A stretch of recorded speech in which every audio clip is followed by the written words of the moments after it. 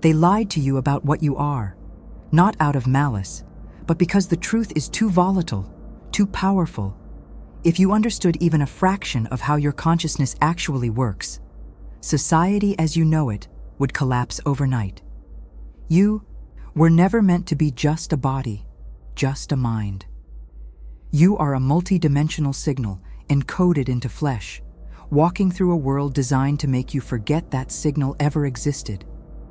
Hidden in the silence between thoughts, buried in ancient texts, misinterpreted for centuries, is a blueprint, a forbidden architecture of the self.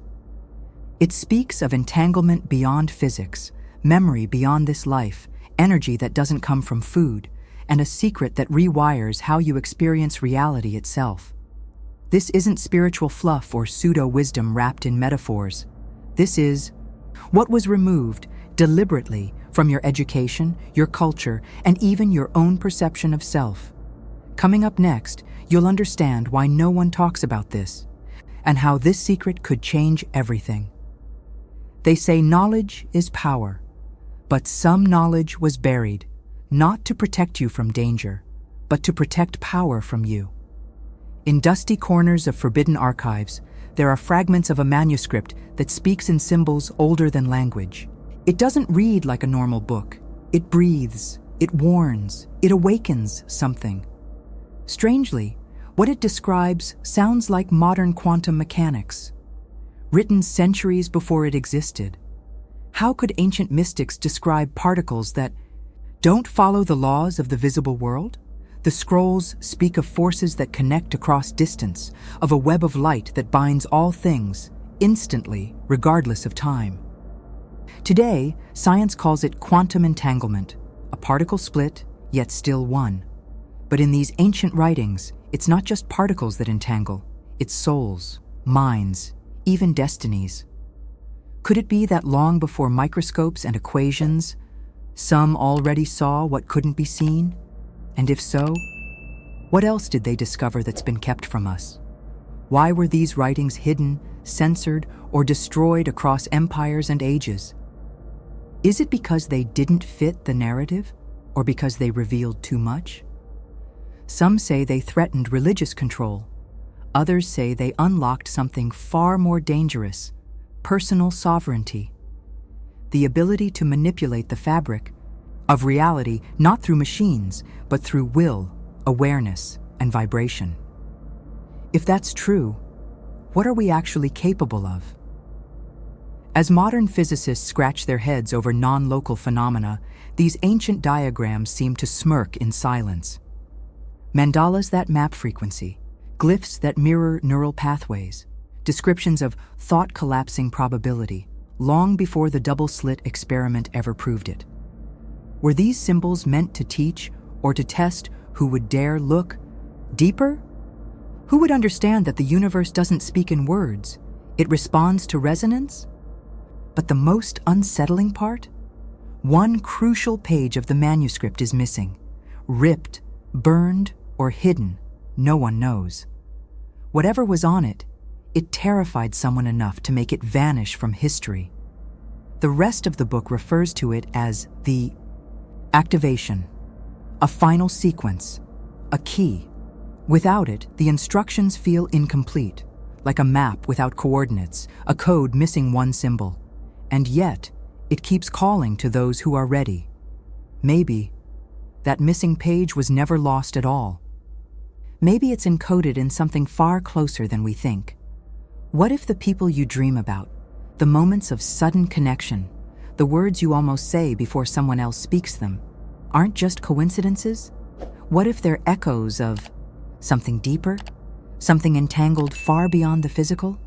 In quantum physics, two particles once linked will mirror each other, instantly across space.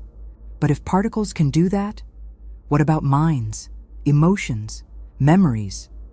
Could you already be entangled with something or someone you've never consciously met? There are moments you feel something shift, a strange pull in your chest, a name you've never heard but somehow recognize. Science might call it subconscious recognition, while mystics call it soul memory. But neither fully explains the electric sensation, the sense that something unseen just moved through you? What if you're not just remembering, but receiving? What if your thoughts aren't just yours, but part of a shared network woven through unseen frequencies? Neuroscience speaks of mirror neurons, parts of your brain that literally reflect the emotions of others. Could this be a biological trace of spiritual entanglement? Are you wired to feel what others feel, not as empathy, but as evidence that boundaries between minds are illusions? Maybe we've been taught to be individuals in a system designed to sever our shared signal, to forget that separation is just the visible layer of something much more connected. This could explain why some bonds defy logic, why you feel someone's pain before they tell you, or sense danger miles away. Is it sensitivity or a forgotten skill? Something you knew before memory, before identity, before flesh? And if your soul is entangled with others across time and dimension, who are they? Guides? Past selves? Fragments of your own consciousness reflected back to teach you what you've hidden? The ancient mystics taught that when two beings truly see each other, they don't just connect, they remember. Not just who they are now, but who they were before form and language. Could this be why some people enter your life like detonations, shifting everything, waking something ancient inside you? Is that love or remembrance? A reunion of entangled selves, lost and now temporarily aligned? But what happens when one part of an entangled soul wakes up and the other doesn't? And more importantly, what are you truly tethered to that you've never dared to confront?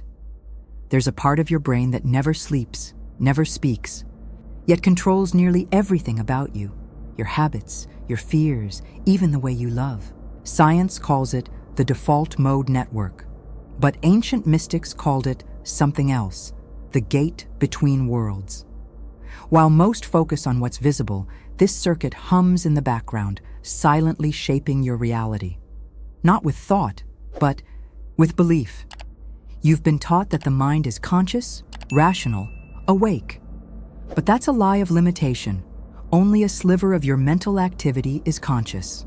The rest, your deepest programming, is hidden beneath awareness, encoded in patterns of emotion, memory, trauma, and unspoken truth.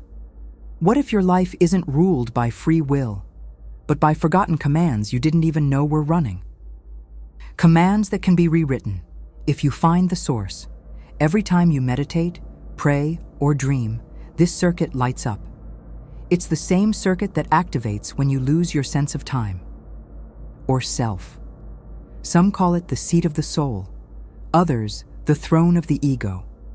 But what if it's neither? What if it's the control panel? Not just for personal healing, but for influencing the quantum field around you. Could this hidden network be how your inner world becomes physical reality? Deep psychology suggests that unhealed memories repeat themselves until they are resolved.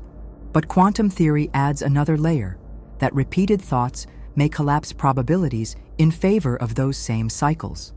So are you trapped in loops because of your past? Or because your subconscious keeps reselecting the same frequency? And if so, what happens when you rewire that internal broadcast? This isn't just spiritual speculation. Neurologists have begun to map this network and found that it can be altered, not just by drugs or trauma, but by intention. Visualization, repetition, deep stillness. These aren't spiritual cliches, they're manual overrides. Ancient initiates knew this long before fMRI scans existed. They left symbols and practices behind, not to decorate temples, but to hack the unseen. But here's the part no one talks about. Who or what first programmed your subconscious? And why? At the heart of everything, your body, your breath, even the screen you're watching, is the atom. But what they never told you is that atoms behave differently when you watch them. Not figuratively, literally. Observation changes the outcome. It's called the observer effect, and it's shattered the idea of objective reality, which begs the question, if reality changes when you look at it, what exactly is doing the looking? Your eyes see form, but your consciousness collapses potential. Every second, you're surrounded by infinite probabilities, but only one becomes real, and it's the one you expect. What if your fears and assumptions are shaping reality more than your actions? What if the world isn't happening to you, but through you? Could your life be a mirror of the exact frequency you're broadcasting, not in emotion, but in perception? This would mean that what you see is never just what's out there, but also a reflection of your internal blueprint, like an echo chamber disguised as a world. The betrayal, the breakthrough, the delay, the blessing, all projected responses from the quantum field, bouncing off the lens of your own awareness. So if you change the lens, would the world morph in response? Ancient teachings speak of mirrors not as objects, but as metaphors for self-realization. The outer world reflects the inner landscape, and quantum science, the most advanced physics to date, accidentally echoes this truth. Reality, it seems, is waiting for you to decide what it is, not through control, but through awareness. The field doesn't respond to begging or effort. It responds to clarity. But clarity doesn't come from thinking harder. It comes from seeing deeper. And that's what they've distracted you from. Every addiction, every diversion, every system is designed to keep your eyes facing outward, so you never remember that the true laboratory is within. The microscope isn't made of glass, it's made of attention. And the moment you turn it inward, the laws of reality bend. So if you're the observer collapsing the atom, who or what has been programming what you see? Why do certain images seem to stir something ancient inside you, even if you've never seen them before? The eye of Horus, the spiral, the triangle inside the circle, they don't just catch the eye, they speak to something deeper. Neuroscience tells us that the brain responds to symbols faster than it does to words. But ancient traditions suggest something even more radical, that symbols don't just represent, they activate. Long before alphabets, our ancestors carved sacred shapes into stone, sand, and skin. These weren't decorations, they were instructions. Each line, angle, and ratio was designed to transmit energy, to bypass logic and penetrate the subconscious directly. Could it be that geometry is the original language of creation, and the brain is its receiver? Not metaphoric, but literal, a form of neurological code? Modern imaging shows that certain patterns calm the brain, others ignite it, and some do both. Is it coincidence that mandalas mirror neural circuits? That ancient diagrams look like cross-sections of the brain? Or were the mystics drawing what they saw on the inside? If symbols have always been tools of transformation, then maybe the glyphs and sigils we've ignored hold more than just artistic meaning. Maybe they hold instructions. This would explain why sacred texts across cultures are loaded with visual metaphors, keys disguised as metaphysics, not to be read, but to be remembered. And when remembered, they don't just teach, they awaken. Like software you forgot you installed, suddenly reactivated by a shape you can't explain. If your subconscious is a vault, then perhaps symbols are the original access codes, yet we dismiss them as superstition, ritual, myth. But what if myth was never meant to be understood, only experienced? What if it's not about worshiping the symbol, but decoding the signal it carries? The same signal that calls to you in dreams, synchronicities, and strange moments of déjà vu. You weren't meant to just read these shapes, you were meant to resonate with them. But if these symbols can awaken, what exactly have they been? Trying to wake you from? You can fake a smile, repeat affirmations, and convince the world you're fine. But your energy never lies. Beneath every word, behind every decision, there's a broadcast. Not metaphorically, but measurably. Your body emits frequencies. Your heart pulses electromagnetic fields. Your brain radiates waves that change with a single thought. And the most startling part? Others can feel it. Even when you can't. Western science is only beginning to measure what mystics always knew: that energy doesn't just flow, it informs. It's not just a byproduct of emotion, it's the language your being uses to communicate with reality itself. Think of it like a signal tower. Every mood, memory, and belief adjusts your frequency, and that frequency either attracts resonance or repels it. But who's really tuning the dial? When you feel drained around certain people or charged around others, it's not just a feeling, it's data, a transfer. Something is either aligned with your energetic code or scrambling it. But we've been trained to ignore this, to trust appearances over vibrations. Why? Because if you really started trusting your energy, you'd stop tolerating what diminishes you. You'd stop consuming what silences your signal. There's a reason why trauma lingers in the body long after the mind forgets, because energy imprints deeper than thought. Every unresolved experience is stored in the nervous system like corrupted software, subtly distorting your frequency, influencing how others perceive you and how you perceive yourself. Healing isn't just mental or emotional, it's electrical. You're not just hurt, you're out of tune, and when you begin to restore that frequency through breath, movement, presence, intention, your external world starts to shift in response. Not because it's magical, but because it's mechanical. The universe responds to coherence, to congruence. And the moment your inner frequency aligns with your original design, reality begins to bend. But not everyone is ready for that level of alignment, because once your energy starts speaking the truth, who will you become when you stop pretending to be normal? They've mapped gravity, split atoms, and harnessed electricity. But there's one force science still won't touch. Not because it doesn't exist, but because it refuses to obey. Consciousness. The wild, untamed variable that reshapes reality just by being aware of it. No formula contains it. No lab can pin it down. Yet without it, nothing, not even time, has meaning. So why is it still treated like a philosophical afterthought? Ask a physicist what gravity is, and they'll give you equations. Ask them what consciousness is, and suddenly the answers get vague, undefined, avoided. And yet, it's the only thing you've ever truly experienced, the only constant from your first breath to your last. Could it be that consciousness isn't just a phenomenon inside reality, but the force that creates reality from the inside out? The double-slit experiment proved something terrifyingly simple. Observation changes outcome. That means reality doesn't exist as fixed. It exists in potential, waiting for consciousness to choose. Not with effort, not with force, with awareness. Which leads to the real forbidden question.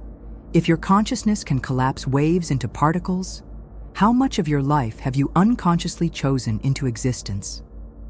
Religions hint at it. Mystics try to train it. Meditation seeks to silence everything but it. But modern science, it fears the implications. Because if consciousness is a force, not just a byproduct of biology, then you're not just reacting to the world, you're scripting it. You're not small, you're not accidental, you're the observer that makes reality real. And that realization? It can't be controlled, so instead, they offer distractions. Infinite loops of entertainment, fear, and noise, all designed to keep you focused outward, to stop you from realizing the one truth they can't profit from. You are the missing force, not metaphorically, energetically, mechanically, but awareness is dangerous in a system built on sleep. And if consciousness is the final force, what happens when you finally point it back at itself? Every night, you leave your body. You forget your name, your job, your story, and enter a realm where none of it matters. In dreams, time dissolves, logic folds. You speak to the dead, relive the future, and walk through memories that never happened. And yet, when you wake, you call it unreal. But what if your dreams are the only time you're actually awake? Neuroscience says the brain enters a unique state during REM sleep, where the usual filters are suspended. But why would evolution preserve this function if it served no deeper purpose? The mystics had a different view. Dreams are messages, maps, sometimes warnings, transmissions from other layers of the self. Could it be that dreams are not hallucinations, but visitations? Cultures across time treated dreams as sacred. Not illusions, but initiations. The ancient Egyptians believed the dream world was a training ground for the soul. Tibetan monks used lucid dreaming to consciously navigate alternate realities. And today, even quantum theorists toy with the idea of multiverses. If every choice creates another version of reality, where do those versions live? Maybe that recurring dream isn't random. Maybe it's a memory from a path you never took, or one you're still walking in another frame of time. Maybe the monsters aren't fears, but fractured parts of you, begging for integration. What if dreams are where the soul remembers what the waking mind forgets? A nightly rehearsal for something bigger, something you've been prepared for but never told. And what about those who dream the same symbols, the same messages across continents and cultures? How is it that people who've never met share dream experiences with eerie similarity? Are dreams personal or collective? Are they echoes of another realm or previews of a deeper reality we're too distracted to perceive by day? But perhaps the real question isn't what your dreams mean. It's who is watching you while you dream. Your thoughts aren't just noise in your head, they have form, silent architecture unfolding in real time. Neuroscience has shown that ideas create literal structures in the brain, new neural pathways shaped by repetition and focus. But mystics have known for centuries. Thoughts don't just live inside you, they radiate, they spiral, they imprint onto the field around you. Thought isn't abstract. It's geometry in motion. Look closely at nature, the spiral of a galaxy, the curl of a fern, the swirl of a fingerprint. All of them mirror the golden ratio, the Fibonacci sequence, the very same patterns embedded in ancient sacred symbols. Is it coincidence that these same patterns show up in brainwaves, in the way neurons fire during deep states of meditation and revelation? Or is your mind itself built on the same divine proportions that govern the stars? Every emotion you feel alters the geometry of your energy field. Joy expands it, sharpens it. Fear fragments it. Anger twists it. This isn't poetic, it's electromagnetic. The heart's field is measurable and changes with thought. And the more coherent the field, the more precise its imprint on the world. So what if manifestation isn't about positive thinking, but creating coherent mental geometry that reality responds to? Ancient temples weren't just spiritual spaces, they were amplifiers. Built with precision, aligned with cosmic math, designed to interact with the human field. Not to worship gods, but to align your inner structure with the universal grid. When you stand in those spaces, your mind quiets. Your body vibrates differently. Could it be that they were made to tune your thought geometry back into resonance with truth? This would mean your internal chaos isn't just mental clutter. It's a distortion of your original frequency. And healing isn't just emotional release. It's reordering your thoughts into symmetry again. The mind isn't just a tool. It's a fractal instrument, and every thought is a blueprint, a pulse, a design that either builds or erodes your connection to reality. But if thought has form, and form creates reality, who's really doing the building? And what are you constructing without even realizing it?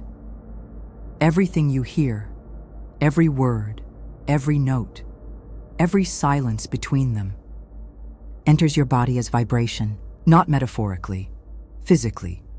Your cells respond to sound. Your nervous system translates it into chemical shifts. Yet most people treat sound as background noise, unaware that every frequency is either restoring their system or corrupting it. What are you really letting into your field when you press play? There are tones that can slow your heart rate, align your brain hemispheres, and dissolve anxiety without a single pill. Solfeggio frequencies, ancient chants, binaural beats. These aren't spiritual gimmicks, they're mathematical tools. And, equally, there are dissonant frequencies, found in media, in environments, even in your own speech, that generate chaos within your biology. It's not just what you hear, it's what you absorb. Why do certain sounds bring you to tears? Without warning, why does one voice feel like safety while another stirs something unexplainable? Maybe it's because sound bypasses the conscious mind and speaks directly to the core. The ancients used drums, flutes, and mantras not for entertainment, but to open the body to healing, to memory, to divine download. Could your own voice be the key you've forgotten how to use? Studies now confirm that music affects DNA expression, that vibration can destroy cancer cells or repair neural damage. If sound has that kind of power, then why isn't it used as medicine? Who decided that silence in hospitals was better than harmony? And what if illness is more than just chemistry? What if it's the body's way of signaling a frequency that's been lost or distorted? This changes everything. It means healing isn't just about fixing what's broken. It's about retuning what's out of sync. Your organs, your mind, even your emotions are symphonies waiting for alignment. You are not a machine to be repaired. You're an instrument to be played. And the melody you emit into the world is the one that shapes what comes back. But if every sound imprints your soul, what frequencies have you let shape your silence? What if time isn't a straight line but a spiral? A loop that folds in on itself, repeating lessons, patterns, and choices until you finally see them. You were taught that time flows forward, that the past is behind you, and the future hasn't happened yet. But what if that's the illusion? What if everything is happening now, and what you call the future is just an echo waiting for permission to enter? Modern physics has already dismantled the old clockwork model of time. In the quantum world, particles don't move linearly. They jump, loop, even reverse. Events can influence the past retroactively. Your decisions today could ripple into yesterday's memory, just as memories from another future bleed into your intuition. Is that déjà vu? Or a version of you trying to send a message across timelines? Some spiritual traditions have always hinted at this. Karma isn't just about moral payback. It's about energetic repetition. Loops that reappear until they're broken. You don't attract the same situation over and over because you're unlucky. You attract it because you haven't rewritten the frequency that locked it into your field. Could time be less of a road and more of a reflection? And what about those moments when time bends? A single second stretching forever during a crisis. Hours vanishing in joy or meditation. The dream that lasts a lifetime but fits in minutes of REM. These aren't anomalies. They're cracks in the illusion. Reminders that time is flexible, responsive, fluid, not fixed by clocks, but shaped by consciousness. Your state of awareness dictates your experience of time. So what does it mean to hack time? It means shifting your vibration to align with the timeline you want, not the one your programming keeps replaying. It means releasing identity from the past and memory from pain so new sequences can emerge. The most powerful timeline isn't the one you strive to reach. It's the one that's already trying to reach you, but can't align with who you think you are. But if your future self is already watching you, what are they waiting for you to remember? There are parts of you you've never met, thoughts you deny, memories you've buried, instincts you've been trained to suppress. Psychology calls it the shadow. Physics calls it dark matter. Different languages, same principle, something vast, invisible, and powerful, shaping everything, without ever being seen. Could it be that your inner world is governed not by what you know, but by what you refuse to face? You can feel it when it rises. In the sudden anger, the self-sabotage, the cold fear that has no name. It moves, like a ghost through your reactions, pulling strings beneath your awareness. But what if these aren't flaws to fix, but fragments to reclaim? What if your deepest wounds are encrypted codes, locked doors guarding the parts of you too powerful to be left unchecked? Science is still grappling with the mystery of dark matter, the invisible force holding galaxies together. It doesn't reflect light, it can't be seen, but it dictates the movement of everything around it. Isn't that exactly how the unintegrated psyche works? The more you deny it, the more control it has. What you suppress doesn't disappear. It evolves underground, quietly rewriting your reality. Spirituality romanticizes light, but initiation always begins in the dark. Ancient rites didn't skip the shadow, they entered it, because that's where the real power waits, not in denying the dark, but in decoding it. Could your shame be the locked gate to your power? Could your fear be a messenger, not an enemy? Maybe what you avoid is the only thing strong enough to rewrite your entire system. And the shadow isn't just personal, it's ancestral.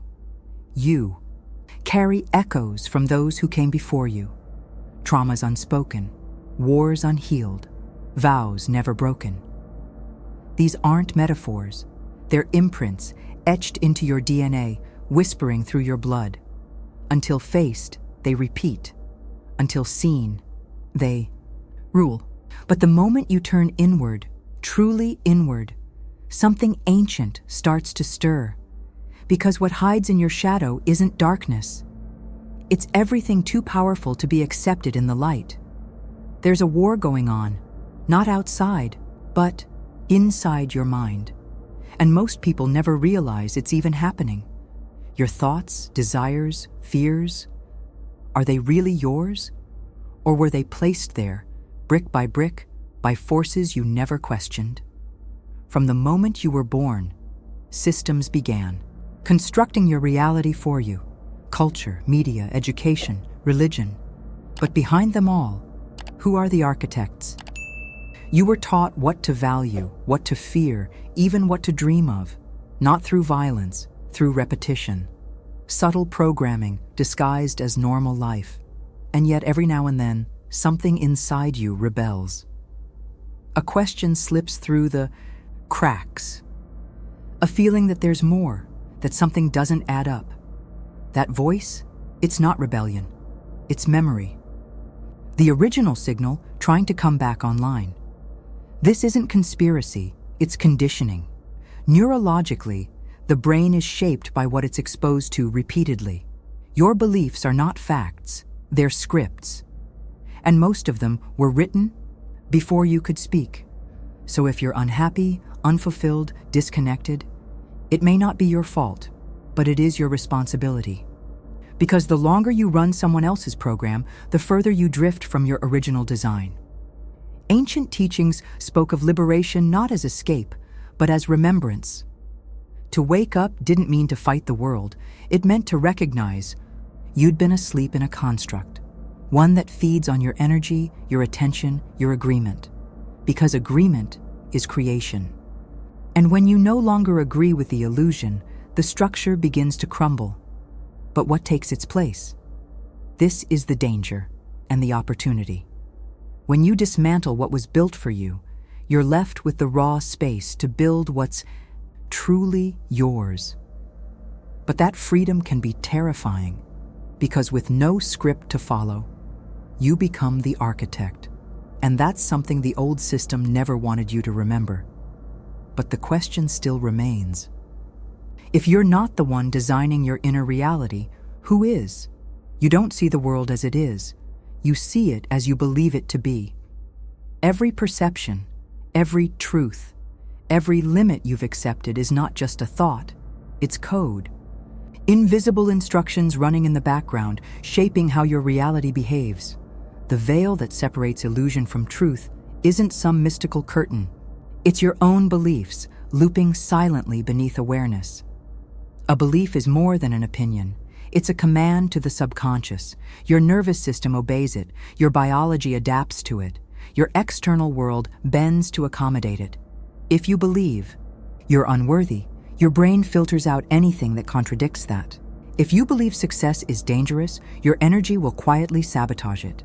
What you believe isn't just influencing your reality, it's writing it. This is why affirmations without alignment fall flat. You can speak abundance all day. But if your inner code says, "I'm not safe if I expand," you'll never cross that threshold. It's not about thinking positive. It's about finding the virus in the program and rewriting it at the source. But who gave you the original code? Parents? Society? Trauma? And how much of it was ever actually true? Every ancient tradition speaks of faith, not as blind devotion, but as energetic instruction. Jesus said, "As you believe, so shall it be." Quantum physics says the observer collapses the wave into reality. Same principle. Whether through scripture or science, the message is clear. Reality mirrors consciousness. Belief is the key that turns potential into form. And yet, we cling to beliefs we didn't even choose. Why? Because belief gives us identity, and identity gives us safety. But what if safety is just a loop designed to keep you from evolving? What if the veil only exists because you keep agreeing it should? The moment you stop believing in the limits, they start to dissolve. But that kind of liberation can feel like death, the death of who you thought you were. So if the veil is just code, what happens when you finally stop running someone else's script? You were never meant to be a follower of reality. You were designed to shape it. Beneath the noise of your thoughts, beyond the stories you've inherited, there is a part of you that remembers, not as knowledge, but as authority. The hidden architect, the one who doesn't ask how things are but decides how they will be. You've felt glimpses of it, in intuition, in moments of pure flow, in choices that made no sense but changed everything. This architect is not your ego. It doesn't shout, it doesn't beg, it waits, it watches, it knows. It's the consciousness behind the personality, the awareness behind the belief. It doesn't operate from fear or habit. It builds with precision, aligned with something far older than language.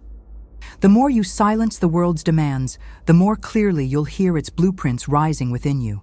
Science can't locate it in the brain. Psychology can't define it. Religion tried to externalize it.